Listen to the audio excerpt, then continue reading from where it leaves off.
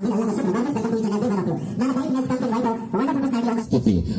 ज्योति प्रदीप्ताय ब्रह्म ज्योति नमस्तते ब्रह्म। Hello दोस्तों, तो आज हम फिर से अंजलि चौहान की कुछ अपडेट को लेकर आ चुके हैं। हाल ही में आरजी फिल्म प्रोडक्शन हाउस की 10वीं एनिवर्सरी को मनाया गया, जिसके लिए आरजी फिल्म की तरफ से अंजलि चौहान को इनवाइट किया गया। तभी अंजलि चौहान यहाँ उस प्रोग्राम में चली गई और कुछ रील्स उन्होंने अपने फैंस के लिए शेयर किए।